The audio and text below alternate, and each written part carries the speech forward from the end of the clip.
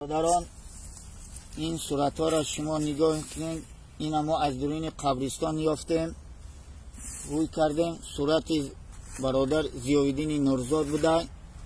در این صورت اهل عائله شای کدام این بوده برادر شای که در این صورت ها در این کوکلت سوزن زدگی در دل و دهان و چشمشون در این صورت برادری ضیاءالدین در چشماش زدگی، در دلش زدگی، در این همه سوزن زدگی در چشم و دهانشون، در دلشون. این ایش با ای بستگی، ایش با ای بستگی، همه قلف و چی کرد. این صورت دیگه هم در چشماش سوزن زدگی، در دهانش و در همه چیزش. همه را از روی نمی قبر یافتیم. ما ای را هوی کرده به خاطر امید شخص خیلی همه هوی میکنیم، میپرتاییم. ای را ما هوی کرده استیم، میانبند یا بستیان، سر و پا کردن، سر ایشا پوین، سر کلپا بستگیان. ای را ما هوی میکنیم به خاطر الله که برادری مسلمان در عذاب گرفتار نشوه. این همی را ما به خاطر الله هوی میکنیم. همی را سوزنها را از چشماشون میگیریم، همی را میپرتاییم.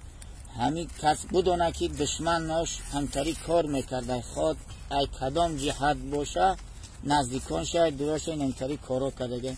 این همی سوزنها در دلا زدگه، این چندین سوزنها زدگه، ای طرف چپ و راست هم همی سوزن قریب این 4 تا 6 تا 8 سوزن در یک تاش زدگی، در دیگرش هم سوزن زدگی. هر یک کدام یاده 8 تا 7 تا سوزن زدگی در دل و در چیزاشون.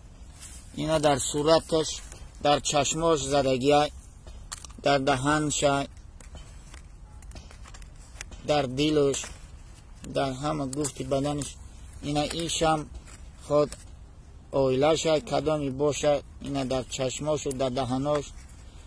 ما همه را به خاطر الله که برادر مسلمان در همه چیزا گرفتار نشوه.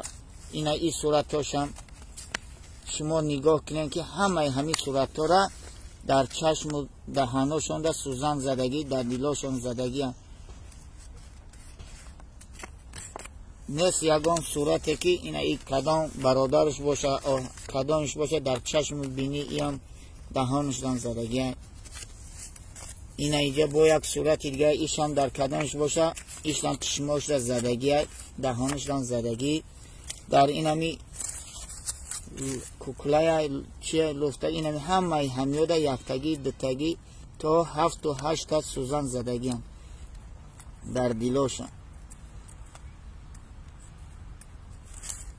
این همه را ما به خاطر الله که برادر مسلمان در همه چیز دچار نشوه، این همه را هوی میکنیم، میپرتاییم.